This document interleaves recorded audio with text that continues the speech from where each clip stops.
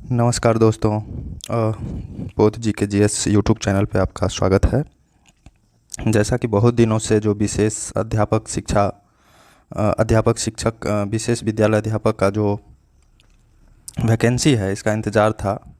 जो प्रशिक्षित थे और सीटेट क्वालिफाई किए हैं या बिहार टीटी क्वालिफाई किए हैं, तो वो बहुत ही प्रतीक्षा में थे कि कब इसका वैकेंसी बिहार सरकार के द्वारा दिया जाएगा। हाल ही में कैबिनेट की स्वीकृति मिली थी और अब वो समय आ गया है जब बिहार लोक सेवा आयोग के द्वारा विशेष विद्यालय अध्यापक के कुल 7,279 पद पर नियुक्ति का जो विज्ञापन है वो जारी कर दिया गया है। तो महत्वपूर्ण है, अभी हम लोगों को देखना है कि 1 से 5 में, जैसे कि 1 से 5 में दिया गया है कुल 5534 पद, और 6 to 8 में जो है वो दिया गया है 1745 पद। 6 से 8 में 1745 पद दिए गए हैं और 1 to 5 में 5534 पद दिए गए हैं। तो इसमें देख लीजिए कि कोटिवार रिक्ति भी विज्ञापन के साथ ही जारी किया गया है आयोग के द्वारा, जिसमें अनारक्षित का कितना है, अनारक्षित महिला में कितना सीट है, एससी में कितना सीट है, उसके बाद एससी महिला का कितना सीट है, एसटी का कितना सीट है, तो ये सभी विज्ञापन में स्पष्ट दिया गया है। इसमें सबसे ज़्यादा जैसे है 1370 जो है वो है वाच्य एवं भाषा दिव्यांगता, स्पीच एंड लैंग्वेज के लिए दिया गया है। तो सभी जितने भी अभ्यर्थी हैं वो विज्ञापन में देख लेंगे। इस विज्ञापन से जुड़ी हुई सारी बातें आप लोगों को इस यूट्यूब चैनल पे बताई जाएगी कि कैसे फॉर्म भरना है, कैसे क्या उसमें क्राइटेरिया रखा गया है आयोग के द्वारा, परीक्षा के प्रश्न पत्र कैसे होंगे, परीक्षा का जो प्रश्न पत्र है वो कैसा होगा। तो इन सभी चीज़ों के बारे में अभी हम इस विज्ञापन के माध्यम से आप लोगों को बताएंगे। इसमें ध्यान रखना है, जैसे श्रेणी और सेवा के अधीन जो है विशेष विद्यालय अध्यापक स्नातक कोटि में 6 to 8 के लिए 28,000 वेतनमान रखा गया है।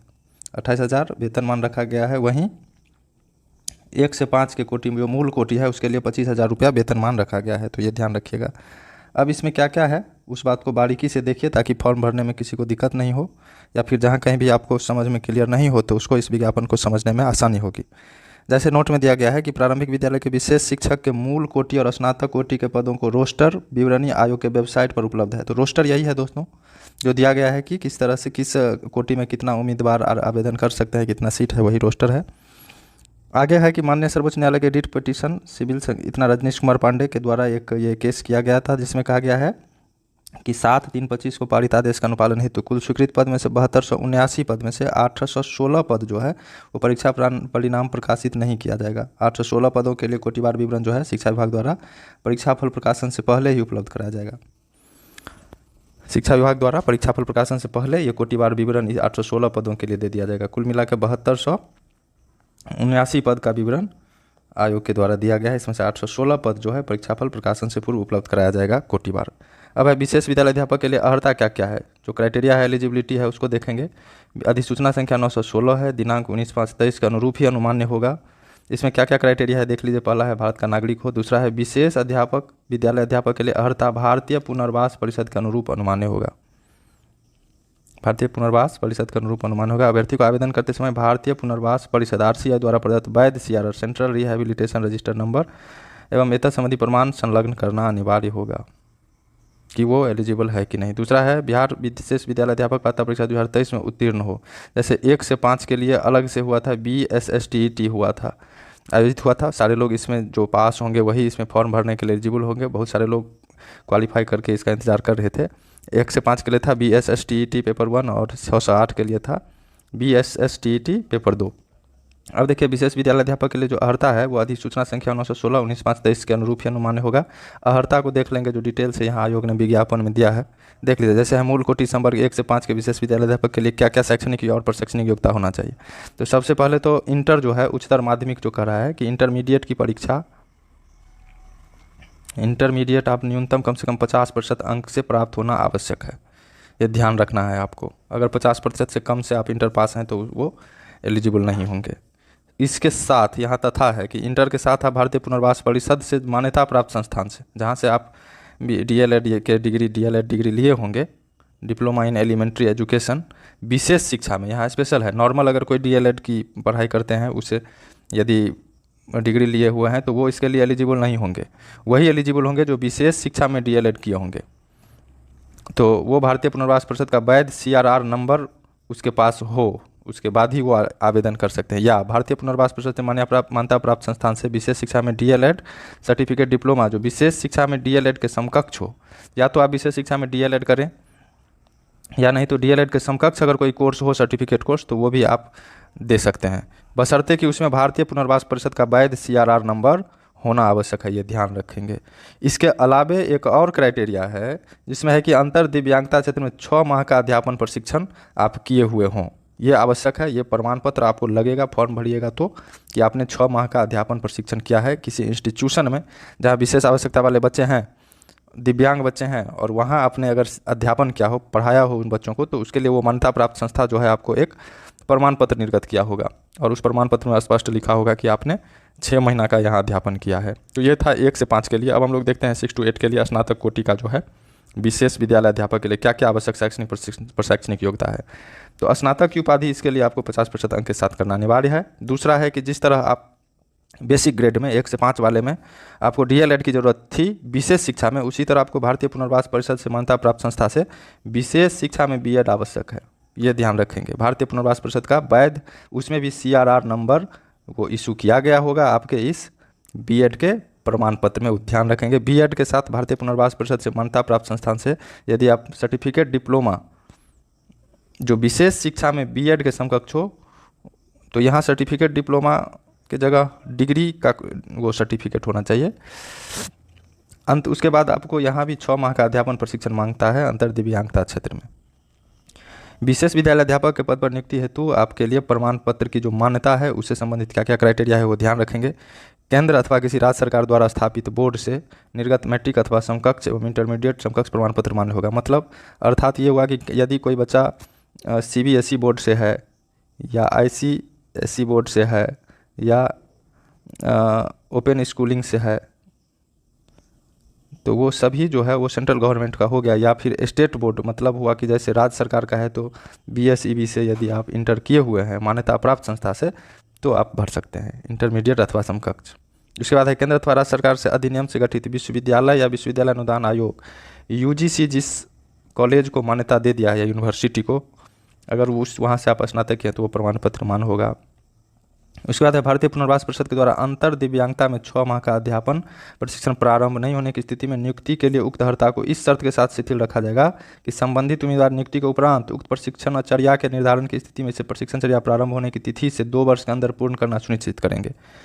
तो ये एक आपको छूट दिया गया है कि यदि आप नहीं भी किए हैं ये 6 माह का अध्यापन प्रशिक्षण, तो आप जो है नियुक्ति के 2 वर्ष के अंदर वो प्रशिक्षण आप कर लेंगे। उसके बाद ही आपको वो इन प्रशिक्षण चर्या को पूर्ण करने हेतु आवश्यक अधिकतम 6 माह सवैतनिक अवकाश मान्य रहेगा। अर्थात ये है कि आप यदि ज्वाइन कर लेते हैं, नियुक्त हो जाते हैं शिक्षक के रूप में किसी विद्यालय में, तो उसके बाद भी आपको सरकार ऐसी व्यवस्था करेगी कि आप 6 माह का प्रशिक्षण ले लेंगे और वो 6 माह जो है वो सवैतनिक होगा। अर्थात सवैतनिक का मतलब है कि आपको वेतन नहीं रोका जाएगा, 6 माह का सरकार वेतन देगी आपको उस प्रशिक्षण अवधि में, लेकिन वो प्रशिक्षण करना अनिवार्य होगा। आगे है कि SC ST और EBC BC दिव्यांग अभ्यर्थियों को शैक्षणिक प्रशिक्षण योग्यता के न्यूनतम निर्धारित अर्हतांक 5% की छूट दे होगी। जैसे कि शैक्षणिक प्रशैक्षणिक योग्यता में जैसे 50% से इंटर पास होना आवश्यक है, तो जो इस कैटेगरी में आते हैं, इन सभी कैटेगरी के अंतर्गत यदि आते हैं, या तो दिव्यांग है या SC कैंडिडेट है या ST है या EBC BC का है, तो उसको 5% का छूट दिया जाएगा। अर्थात 45% से भी यदि आप इंटरमीडिएट पास हैं तो आपको फॉर्म भरने की अनुमति है। उसके बाद है विशेष विद्यालय अध्यापक के लिए अर्हता भारतीय पुनर्वास परिषद के अनुरूप अनुमान होगा। उक्त पृष्ठभूमि में यदि कोई प्रावधान भारतीय पुनर्वास प्रावधान के अनुकूल नहीं होने की स्थिति में आपको इसे संशोधित समझा जाएगा। ठीक है। आगे है किसी सोसाइटी या ट्रस्ट के द्वारा स्थापित स्वैच्छिक संस्थान द्वारा प्रदत्त भाषा विशेष की उपाधि डिग्री भी विशेष विद्यालय अध्यापक हेतु मान्य नहीं होगा। यदि कोई सोसाइटी या ट्रस्ट के द्वारा कोई स्वैच्छिक संस्था है जहाँ से आपको भाषा विशेष की उपाधि या डिग्री मिली है, तो वो विशेष विद्यालय अध्यापक पद हेतु मान्य नहीं होगा, इसको ध्यान रखेंगे। अब है एज ग्रुप देख लीजिए, आयु सीमा देखिए। सभी वर्ग के विशेष विद्यालय हेतु दिनांक 1/8/2025 को 18 वर्ष, 1/8 ध्यान रखेंगे, अगस्त में गणना होगी, 1/8/2025 को 18 वर्ष हो जाना चाहिए। जैसे अभी जून है, अगर जून में अगर किसी बच्चे को 18 वर्ष उम्र नहीं भी हो रहा है, लेकिन यदि 1/8/2025 तक वो 18 वर्ष पूरा कर लेते हैं तो वो अर्हता प्राप्त करते हैं, मतलब फॉर्म भरने की योग्यता रखते हैं। उसी तरह अधिकतम आयु जो है वो 1/8/2023 को गिनती हो रहा है।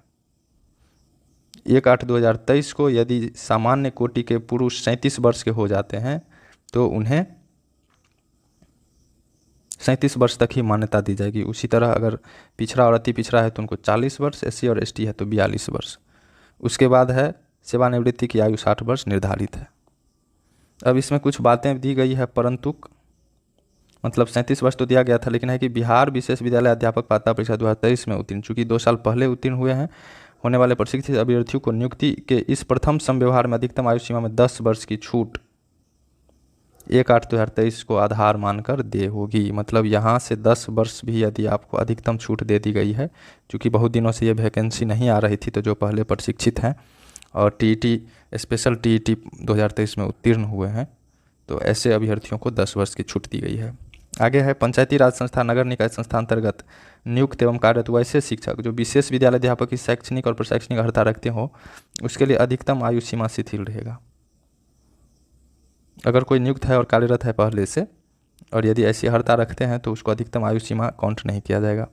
कार्मिक प्रशासनिक सुधार विभाग बिहार के संकल्प ज्ञापांक 2374 एवं समान प्रशासन के ज्ञापांक इतना बिहार सरकार के नियमित रूप से नियुक्त सरकारी सेवक के लिए 5 वर्ष की छूट अनुमान्य है, परंतु उक्त आयु सीमा की छूट की अवधि प्रतियोगिता परीक्षा में शामिल होने की अनुमति तभी दी जा सकेगी जब उनके द्वारा तब तक अधिकतम 5 अवसर का उपभोग नहीं किया हो।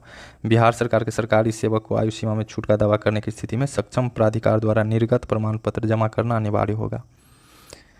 2022 में यह घोषणा की गई थी, अगर कोई सरकारी कर्मी है तो फिर आयोग के परीक्षा में अधिकतम 5 बार बैठ सकते हैं,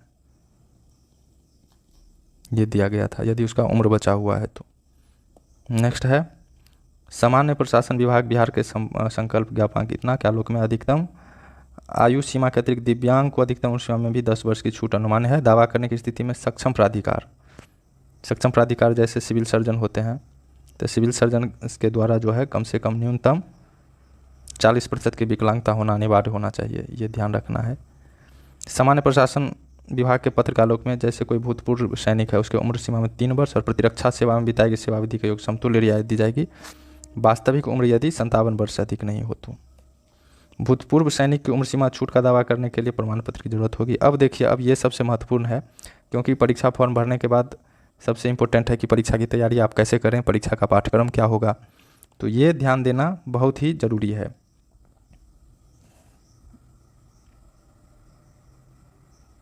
कि चयन प्रक्रिया लिखित परीक्षा वस्तुनिष्ठ के आधार पर होगा, जो ऑब्जेक्टिव टाइप के प्रश्न होंगे। लिखित परीक्षा की संरचना पाठ्यक्रम को देख लीजिए। सबसे पहले लैंग्वेज है, पहला सब्जेक्ट है लैंग्वेज।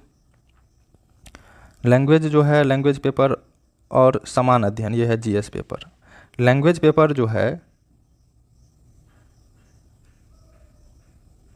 कुल मिला के इसमें भाग 1 में होगा 30 प्रश्न और भाग 2 में 120 प्रश्न, कुल प्रश्न हो जाएगा 150।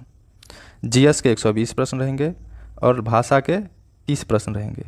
ध्यान रखिएगा, समय दिए जाएंगे आपको 2 घंटा 30 मिनट, कुल अंक 150, प्रत्येक प्रश्न 1 अंक के होंगे। जैसे भाषा है, ये अंग्रेजी एवं हिंदी, उर्दू, बंगला का व्यवहारिक ज्ञान, इस भाग में अर्हतांक कम से कम 30% अनिवार्य है। तो प्रथम पेपर जो है, उस प्रथम पेपर में यदि 30 प्रश्न दिए रहेंगे तो उस 30 प्रश्न का 30% हो गया 9। न्यूनतम अंक जो है वो 9 नंबर आपको आना अनिवार्य है, चाहे आप इसमें से जो भाषा रखते हों, चाहे अंग्रेजी रखें या हिंदी रखें या उर्दू रखें या बांग्ला रखें। उसके बाद आइए सेकंड पेपर जो है, सेकंड पेपर है भाग 2 जो है, इसमें सामान्य अध्ययन के प्रश्न रहेंगे। सामान्य अध्ययन में क्या क्या विषय रहेगा तो वो देख लीजिए। इसमें सबसे पहला है मैथमेटिक्स रहेंगे। उसके बाद है मानसिक क्षमता परीक्षण, जिसको मेंटल एबिलिटी टेस्ट कहते हैं, और ये सामान्यतः गणित और रीजनिंग दोनों जैसे नंबर सिस्टम है, ये सारा चीज़ इसमें रहता है। लॉजिकल रीजनिंग है, तर्क शक्ति परीक्षण जिसको कहते हैं। उसके बाद है सामान्य जागरूकता, तो ये है जनरल अवेयरनेस में सामान्यतः कि वर्तमान की घटनाओं से पूछे जाते हैं, कुछ करंट अफेयर भी पूछे जा सकते हैं आपको जनरल अवेयरनेस में। उसके बाद है सामान्य विज्ञान, जनरल साइंस। सामाजिक विज्ञान है, सामाजिक विज्ञान में आप सभी को ले लीजिए, जैसे हिस्ट्री, ज्योग्राफी, पॉलिटी सब है।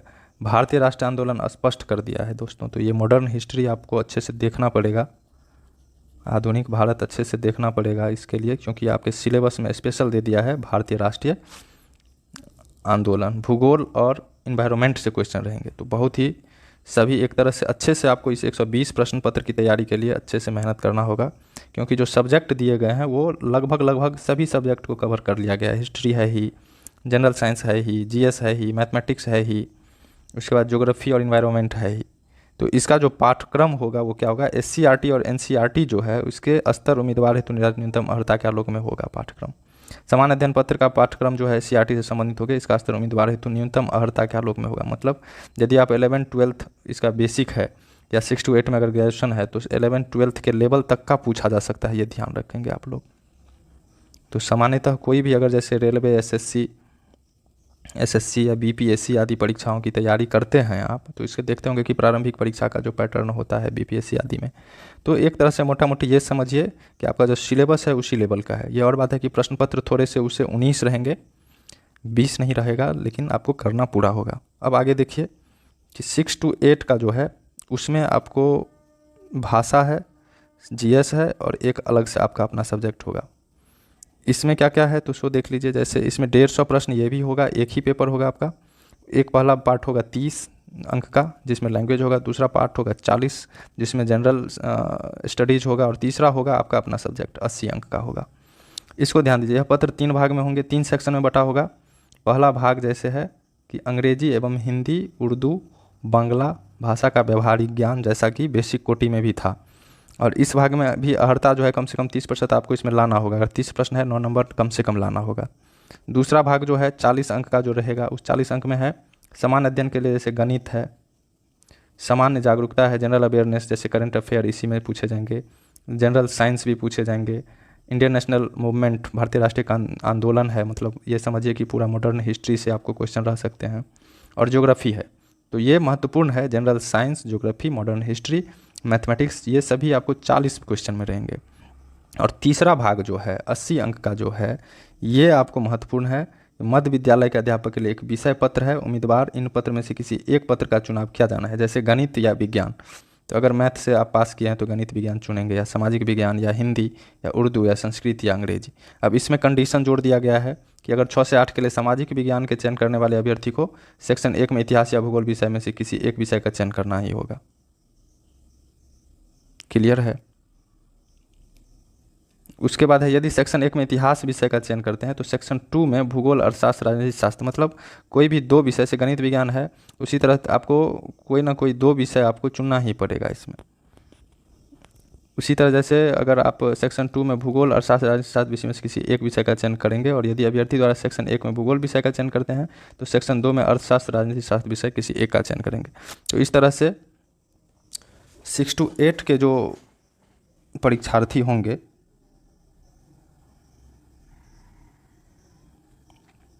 उनको ये ध्यान रखना होगा कि किस तरह से हम चयन करते हैं, विज्ञान गणित में से या फिर सामाजिक विज्ञान में से। अब आगे है, देखिए भाषा का जो भाग है वो है क्वालिफाइंग होगा। यदि आप भाषा, जैसे पहले की बता दिया गया कि लैंग्वेज पेपर जो है वो 30 अंक का रहेगा, वो क्वालिफाइंग होगा। सभी विशेष विद्यालय अध्यापक के लिए ली जाने वाली लिखित परीक्षा ऑब्जेक्टिव होंगे, मल्टीपल चॉइस क्वेश्चन होगा और प्रत्येक 1 अंक का होगा। गलत उत्तर के लिए नेगेटिव नहीं होगा। ये महत्वपूर्ण है कि आप सभी प्रश्न बना लीजिए, कोई दिक्कत नहीं है। गलत होगा आपको नेगेटिव नहीं होगा। तो जैसे 150 प्रश्न है तो 150 में 150 आप बना के आइए, इसमें कोई दिक्कत नहीं है। अगर गलत उत्तर होता है तो ऋणात्मक अंक नहीं काटा जाएगा आपका। आगे है कार्मिक और प्रशासनिक विभाग के संकल्प ज्ञापांक जो है 2007 का ये संकल्प संख्या है। सामान्य प्रशासन विभाग ने कहा था कि अगर लिखित परीक्षा में जनरल के सामान्य वर्ग के बच्चा को 40% अंक आना अनिवार्य है, उसी तरह पिछड़ा वर्ग के बच्चे को 36.5% अंक आना अनिवार्य है। इसको आप 150 में देखेंगे 40%, जैसे आपको कुल मिला के 150 में 40% आना ज़रूरी है, उसी तरह पिछड़ा वर्ग को 150 में 36.5% आना ज़रूरी है। उसी तरह अगर ईबीसी है तो 34% आना ज़रूरी है, और SC ST या विकलांग है, दिव्यांग है, तो उनको 32% न्यूनतम अंक प्राप्त करना होगा 150 में। तो इसको देख लेंगे आप लोग। जैसे 150 का 40% हो गया आपको 60 नंबर। तो अगर जनरल है, जनरल को कम से कम 60 नंबर लाना ही होगा 150 में। यदि उससे कम आता है तो इस संकल्प के आधार पर आप पहले ही उसमें से सेलेक्ट नहीं हो पाएंगे। अब है मेधा सूची। देखिए, मेधा सूची दोनों का अलग अलग निर्धारित किया जाएगा, 1 से 5 के लिए भी और 6 से 8 के लिए भी। लिखित परीक्षा के कुल प्राप्तांक भाग 2 के आधार पर होगा। भाग 2 इसका अर्थ ये हो गया कि जैसे भाग 1 में भाषा है तो भाषा वो केवल क्वालिफाइंग है, तो उसको छोड़ के बाकी जो भाग 2 का है उसके आधार पर सफल अभ्यर्थी की मेधा सूची तैयार होगी। और लिखित परीक्षा का कुल प्राप्तांक समान होने की स्थिति में भाषा भाग 1 विषय प्राप्तांक के अनुसार मेधाक्रम निर्धारित होगा। मान लीजिए कोई 2 अभ्यर्थी है, एक है राम, एक है मोहन। उसको भाग 1 मतलब लैंग्वेज में किसी को है 15 और किसी दूसरा को है भाग 1 में 10। अगर दोनों को भाग 2 में इक्वल अंक आ गया, मान लीजिए कि 70-70 आ गया, तो उस स्थिति में इसको आधार माना जाएगा कि इसमें किसको अधिक है, उसका मेधा सूची में वरीयता में दिया जाएगा ऊपर में। तो इसको आप लोग अवश्य ध्यान रखिए। लिखित परीक्षा में कुल प्राप्तांक भाग 2 और 3 के आधार पर होगा। 6 to 8 वाले के लिए जैसा कि आपको पता है भाग 2 में GS है, यहाँ देख लीजिए, लिखित भाग 2 में GS है और अपना सब्जेक्ट है। तो कुल मिला के 120 नंबर पर मेधा सूची 6 to 8 में तैयार होगा। वहीं अगर 1 to 5 की बात करिए तो 1 to 5 का जो है वो मेधा सूची जो तैयार होगा उसका भी 120 नंबर पर होगा, केवल भाग 2 पर, 30 नंबर पर नहीं होगा। अब इसमें देखिए सेम वही है कि अर्हता भाग 1 विषय के प्राप्तांक के अनुसार यदि समान अंक रहेगा किसी बच्चे को चयनित विषय में भाग 3 का प्राप्तांक तथा चयनित विषय में यदि समान अंक रहे तब फिर भाग 1 के विषय के प्राप्तांक के अनुसार उसका मेधाक्रम निर्धारित किया जाएगा। और यदि भाषा में भी अगर उसको भी जोड़ने पर प्राप्तांक समान रहता है तो उम्र के आधार पर, और यदि उम्र भी दोनों का समान हो तो नाम के आधार पर होगा। देवनागरी लिपि मतलब अगर राम है और मोहन है तो पहले मो आता है तब र आता है, तो ये वरीयता क्रम में ऊपर आ जाएंगे, मोहन ऊपर आ जाएंगे, इसको ध्यान रखना है। अब देखिए, यदि औपबंधिक परीक्षाफल प्रकाशन के पश्चात पूरक परीक्षाफल, इसमें स्पष्ट है कि पूरक परीक्षाफल नहीं दिया जाएगा। मतलब यह है कि अगर जितने छात्र क्वालिफाई होते हैं, अगर वैकेंसी नहीं भरा जाता है तो फिर से उसका परीक्षा होगा, इसी में एक्स्ट्रा रिजल्ट नहीं दिया जाएगा। साक्षात्कार के विषय में स्पष्ट है, इसमें साक्षात्कार का कोई प्रावधान नहीं है। बाकी अधिमानता है, जैसे देखिए विशेष विद्यालय अध्यापक इच्छुक पात्र अभ्यर्थी दिव्यांगता की 9 श्रेणी में से एक से अधिक दिव्यांगता की श्रेणी में विशेष विद्यालय अध्यापक पद के लिए आवेदन करने की स्थिति में अभ्यर्थी प्रशिक्षण योग्यता में वर्णित विषय कोष के आधार पर ऑनलाइन आवेदन दिए गए विकल्प का चयन करेंगे।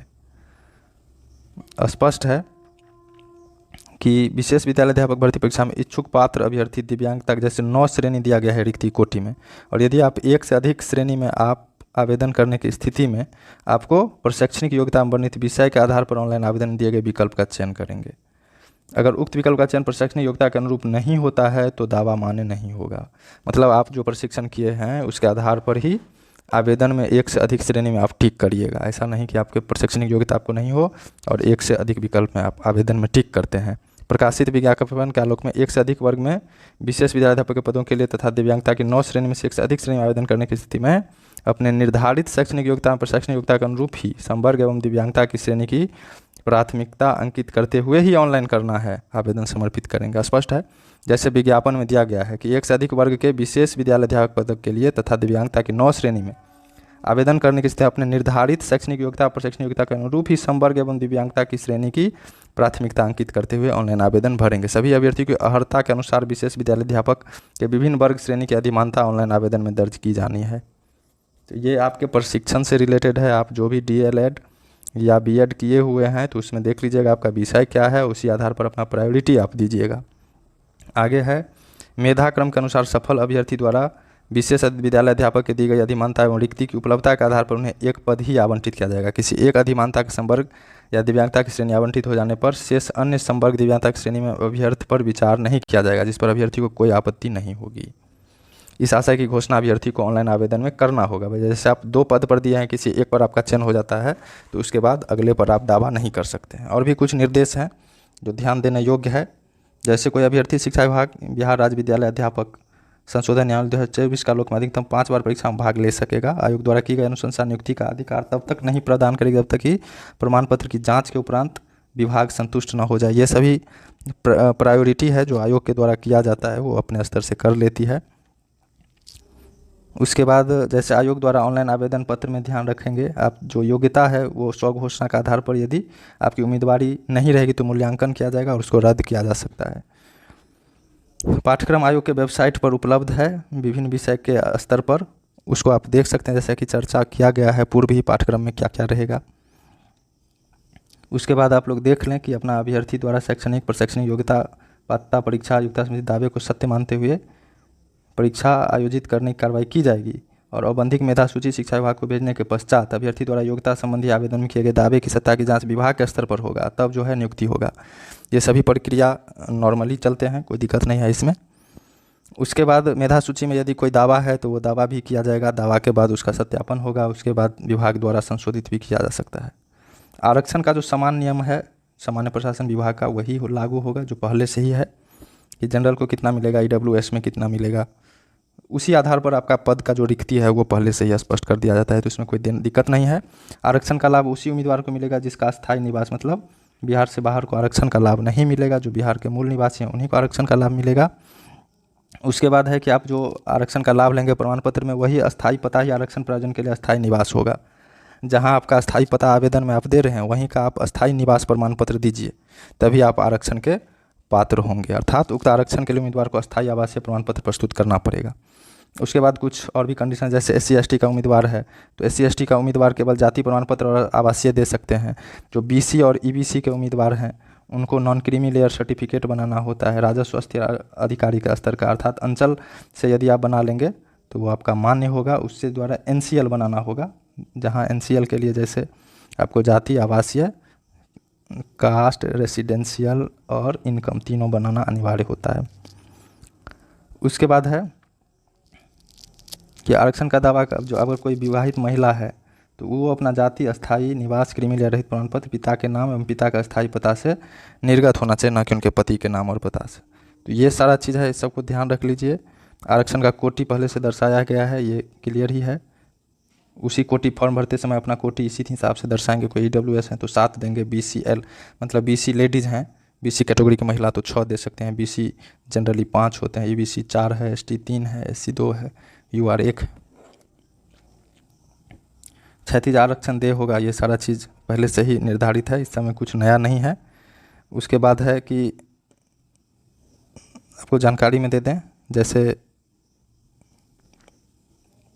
शैक्षणिक प्रशैक्षणिक योग्यता सब जो है आपका, ये देखिए ये इंपॉर्टेंट है। सभी वांछित प्रमाण पत्र शैक्षणिक प्रशैक्षणिक विशेष विद्यालय अध्यापक, ये फॉर्म भरने की अंतिम तिथि जैसे 28/7 है तब से पहले निर्गत हो जाना चाहिए। आपका इंटर का जैसे मूल प्रमाण पत्र है या अभी आप नॉन क्रीमी लेयर सर्टिफिकेट बनाएंगे तो ये सभी इस डेडलाइन को ज़रूर ध्यान रखेंगे। अगर नहीं भी है तो आप लोग बनवा लें, इसको आवश्यक समझें। उसका ऑनलाइन आवेदन क्रम में कुछ डाटाबेस संधारित करना पड़ेगा आपको,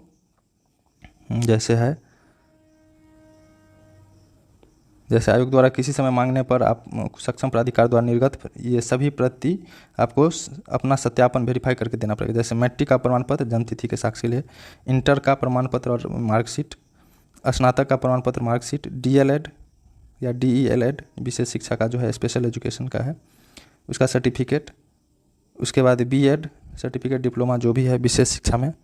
उसके बाद है ये अध्यापक पात्रता परीक्षा जो आप पहले से पास करके रखे हैं।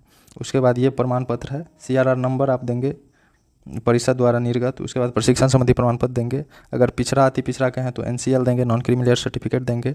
अगर महिला उम्मीदवार हैं BC EBC के तो वो पिता के नाम से क्रीमी लेयर निर्गत करवाएंगे। SC/ST हैं तो SC/ST का उम्मीदवार यदि है तो वो आप पिता के ही नाम से निर्गत करवाएंगे। तो ये सारा चीज़ है। अगर EWS है तो बिहार सरकार के अधिसूचना के आलोक में विहित प्रपत्र में सक्षम प्राधिकार से, जैसे RO के लेवल से भी EWS निर्गत होता है तो प्रमाण पत्र आप लाएंगे। इसी तरह स्वतंत्रता सेनानी का अगर दावा करते हैं तो प्रमाण पत्र देना पड़ेगा। दिव्यांगता का दावा करते हैं तो भी प्रमाण पत्र देना पड़ेगा। उसके बाद है जैसे पंचायती राज संस्था नगर निकाय के अंतर्गत नियुक्त या कार्यरत शिक्षक है, अगर उम्र सीमा में छूट का दावा करते हैं तो आपको प्रमाण पत्र देना पड़ेगा। भूतपूर्व सैनिक है उसके लिए प्रमाण पत्र देना पड़ेगा। ये सारा चीज़ है।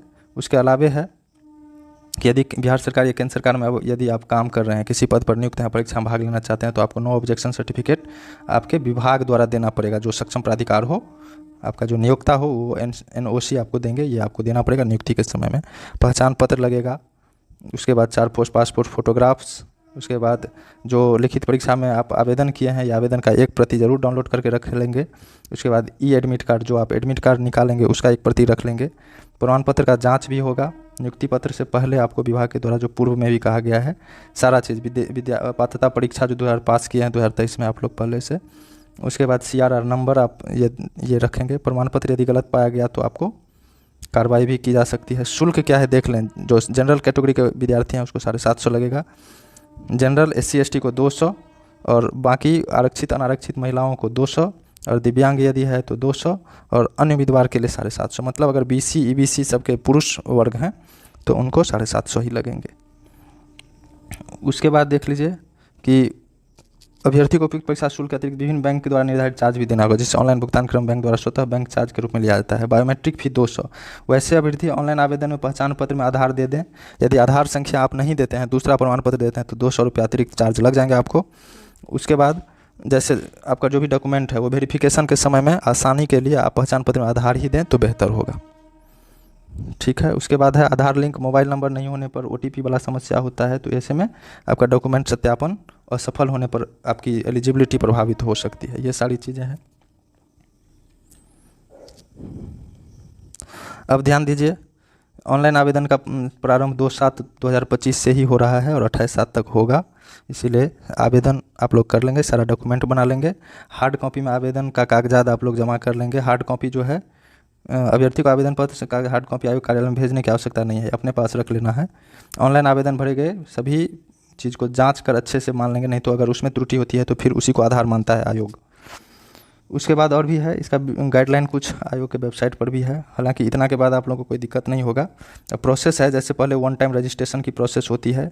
उसके बाद जो है डिजी लॉकर अकाउंट की ज़रूरत पड़ती है। उसके बाद आपका प्रोफाइल क्रिएशन होता है। तो ये सारे चीज़ जो हैं वो न्यू एप्लीकेशन के लिए आपको ये सारा चीज़ करना होगा।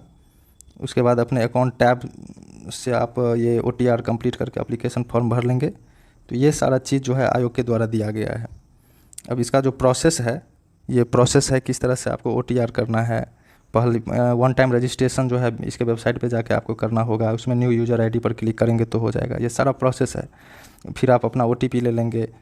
उसके बाद एक से अधिक OTP के लिए पंजीकरण की अनुमति नहीं है। ये सारा चीज़ ध्यान रख के आप अपना प्रोसेस करेंगे। OTR में ये चीज़ अवश्य ध्यान रखेंगे कि नाम, पिता का नाम, माता का नाम, लिंग, इस सब में कोई सुधार नहीं होता है 1 टाइम रजिस्ट्रेशन के बाद। तो ये चीज़ ध्यान से करेंगे। उसके बाद ये एक नया चीज़ ऐड किया है BPSC के द्वारा। जैसे आवेदक है तो आवेदन करने के लिए जो भी दस्तावेज है वो अपलोड करने की आवश्यकता होगी, और वो डिजी लॉकर अकाउंट के माध्यम से अपलोड होता है। तो आपको आवेदन करने समय में पहले डिजी लॉकर अकाउंट आपको बनाना पड़ेगा। OTR की प्रक्रिया जब ये ख़त्म होगा, आपको डिजी लॉकर का मेरी पहचान पोर्टल खुलेगा। इस पोर्टल से जो क्या है, तो आपका अकाउंट उपलब्ध है तो डिजी लॉकर अकाउंट का कंसेंट OAMS को देते हुए साइन इन करना होगा। और आपके पास यदि डिजी लॉकर का अकाउंट उपलब्ध नहीं है तो न्यू साइन अप करके आप अकाउंट क्रिएट कर सकते हैं। यदि आवेदक ने पहले ही डिजी लॉकर पर दस्तावेज अपलोड कर दिए हैं तो आप OAMS को एक्सेस दे करके वहाँ से सीधे उन दस्तावेज को OAMS से लिंक कर सकते हैं। तो ये सब इम्पोर्टेंट है। यदि डिजी लॉकर के पोर्टल के माध्यम से प्रोसीड नहीं करना चाहते हो तो ब्राउज़र के बैक बटन पर क्लिक करने के उपरांत ऑनलाइन एप्लीकेशन पोर्टल खुल जाएगा। उस पोर्टल पर लॉगिन क्रेडेंशियल इंटर करते उसके बाद आप अपना सारा चीज़ इसको 6 चरण में भर सकते हैं। दोनों तरीका है, या तो आप डिजी लॉकर अकाउंट से कर लें, अगर उसे नहीं करना चाहते हैं तो बैक बटन को क्लिक करें। और ये 6 स्टेप है। 6 स्टेप जैसे पहले होता था, जैसे आप पहले अपना व्यक्तिगत जानकारी दीजिए, दूसरा में पता दीजिए, तीसरा में और भी इन्फॉर्मेशन मांगा जाता है वो दीजिए, चौथा में इंटर ग्रेजुएशन ये सारा योग्यता मांगा जाता है, 5वां में एक्सपीरियंस मांगा जाता है, और 6ठा में फ़ोटो और सिग्नेचर अपलोड किया जाता है। तो ये 6 स्टेप है, जिस 6 स्टेप का सारा चीज़ है। जैसे व्यक्तिगत जानकारी में क्या क्या भरना होता है, आपका एड्रेस में क्या क्या भरा जाता है, उसके बाद तीसरा में क्या क्या होता है, जैसे कोई अगर आप पर आपराधिक कार्रवाई चल रहा होता है उसका विवरण भरना होता है। अंत में सेव बटन पर आप क्लिक करेंगे। फिर उसके बाद शैक्षणिक योग्यता का विवरण दर्ज करेंगे, कम से कम 10वीं 12वीं तक का जानकारी आप प्रदान करते हैं, वो सारा चीज़ है। कि किस मोड से आप पढ़े हैं, कुल प्राप्तांक कितना है, कुल अंक प्रतिशत कितना है, विषय आपके कौन कौन से हैं, वो सब करके ऐड बटन पर क्लिक सेव करेंगे। फिर 5वां है कि आप अनुभव संबंधी जो आपका 6 माह का प्रशिक्षण है या फिर या पूर्व में यदि कहीं आप नियोजन में थे, कहीं नौकरी में हैं, तो वो सब सारा चीज़ आपको भरना होता है। इसमें ईजी प्रोसेस है, बहुत ज़्यादा घबराने की इसमें ज़रूरत नहीं है। और लास्ट में फ़ोटो और हस्ताक्षर आप प्रोफाइल में अपलोड करते हैं। हस्ताक्षर और फोटो जो है वो 20 KB से ज़्यादा नहीं होना चाहिए। उसका चौड़ाई 150 से 220 पिक्सल के बीच होना चाहिए और हाइट 250 से 320 पिक्सल का होना चाहिए। ये सारा चीज़ है। उसके बाद न्यू एप्लीकेशन जैसे OTR जैसे हो गया, प्रोफाइल क्रिएशन हो गया, प्रोफाइल लॉक हो गया, अप्लाई यदि आप कर देते हैं। उसके बाद आवेदक प्रोफाइल क्रिएट होने के बाद न्यू एप्लीकेशन टैब में अपना ऑनगोइंग एक्टिव एडवर्टाइजमेंट दिखेगा। इसमें व्यू बटन पर क्लिक करके आप अपना क्राइटेरिया क्लिक करते हैं, सबमिट एंड पे फी पर क्लिक करके पेमेंट पूरा कर लेंगे। एप्लीकेशन फॉर्म पेमेंट पूरा करने पर ही आप समझेंगे कि आपका अप्लाई हो गया है। उसके बाद आपका अप्लाई किए गए एडवर्टाइजमेंट दिखेंगे एक्शन कॉलम में। एप्लीकेशन फॉर्म प्रिंट कर लेंगे, प्रिंट करके अपने पास रख लेंगे, या कैंसिल एप्लीकेशन या पे नाउ, अगर पेमेंट नहीं हुआ है तब वो पे नाउ आएगा। पेमेंट हिस्ट्री का विकल्प उपलब्ध रहेगा। यदि किसी आवेदक एप्लीकेशन फॉर्म में त्रुटि है तो वो अपना आवेदन कैंसिल करके फिर से आवेदन फॉर्म भर सकते हैं। एप्लीकेशन फॉर्म कैंसिल करने के बाद भुगतान वापस नहीं किया जाता है, ये ध्यान रखेंगे। फिर से आपको पेमेंट करना पड़ेगा यदि आपका कुछ त्रुटि हो जाता है तो। ऑनलाइन आवेदन भरने का निर्देश आप लोग पालन करें, उसमें ध्यान से भरें ताकि कोई त्रुटि नहीं हो। ऑनलाइन आवेदन भरे गए सूचना का मूल प्रमाण पत्र और अंक पत्र से मिलान किया जाता है। यदि त्रुटि पाया जाता है तो उम्मीदवारी रद्द कर दी जाएगी या फिर आयोग अपने ऊपर रखेगा कि उसको क्या निर्णय लेना है। तो ये सारा चीज़ आप लोग ध्यान रखिए। नाम, जन्मतिथि, ये सारा चीज़, ईमेल आईडी, मोबाइल नंबर सब अपना सुरक्षित रखेंगे। परीक्षा फल प्रकाशन तक सुरक्षित रखेंगे, कभी भी आयोग में इसकी ज़रूरत पड़ सकती है। मोबाइल नंबर, ईमेल आईडी, ये सब चीज़, किसी अन्य व्यक्ति का मोबाइल नंबर, ईमेल नहीं अंकित करेंगे। इंटरनेट बैंकिंग व्यवधान यदि होता है तो आयोग उत्तरदायी नहीं, ये सारा चीज़ होता है। अभ्यर्थी को ऑनलाइन आवेदन करते समय फ़ोटो अपलोड नहीं करना होगा, आपको अपनी स्पष्ट तस्वीर वेबकैम के माध्यम से खींचकर अपलोड करना पड़ेगा, ध्यान रखेंगे। उसके बाद हिंदी और अंग्रेजी में अच्छे से आवेदन कर लें, उम्मीदवार संतुष्ट हो लें कि अपलोड किया गया हिंदी अंग्रेजी हस्ताक्षर का इमेज स्पष्ट है। तो इस तरह जो है आपका इसमें सम्मिलित होने के लिए जो निर्देश दिया जाता है, अपना करंट फोटोग्राफ भी 4 सुरक्षित रखेंगे। तो इस तरह से सारी बातें थी कि किस तरह से आपका इसमें पाठ्यक्रम क्या है और फॉर्म कैसे आवेदन करना है। बाद में जो है आपका ये माई अकाउंट टैब आपका रहेगा, इसमें चेंज करना चाहते हैं तो अकाउंट टैब में विकल्प से कर सकते हैं। हार्ड कॉपी अपने पास रखेंगे, ध्यान रखना है। उसके बाद है कि भुगतान में अगर कोई समस्या होता है तो आपको फिर से करना पड़ जाएगा। कुछ चीज़ें हैं कि डाउनलोड जो आवेदन है हार्ड कॉपी, उसमें ये सब चीज़ है कि नहीं, जैसे application number, ID, bar code. Hard copy पर यदि ये सब चीज़ नहीं रहता है तो इसका मतलब आवेदन आपका पूरी तरह से भरा हुआ नहीं है। साथ ही विज्ञापन संबंधित सभी प्रमाण पत्र अंतिम रूप से जो ऑनलाइन आवेदन माई अकाउंट ऐप से डाउनलोड कर हार्ड कॉपी जरूर आप लोग सुरक्षित रखिएगा। यदि आवेदक को OTR का एप्लीकेशन फॉर्म भरने में कोई शिकायत है तो ग्रीवांस टैब में उसका विवरण दे सकते हैं। तो यही सारा चीज़ है। उसके बाद ये सारे गाइडलाइन दिए गए हैं तो आप लोग निश्चित रूप से इसको भरेंगे, सावधानी से भरेंगे। इस परीक्षा के लिए आप लोगों को, सभी उम्मीदवारों को बेस्ट ऑफ लक। अगर आप लोग इस चैनल पर नए हैं तो इसको ज़रूर सब्सक्राइब करेंगे, लाइक कर लें, ताकि आगे से कोई जो महत्वपूर्ण सूचना हो या इससे रिलेटेड अगर कोई पाठ्यक्रम या फिर कुछ टीचिंग मटेरियल अपलोड किया जाएगा तो आप लोगों को सुविधा होगी। धन्यवाद।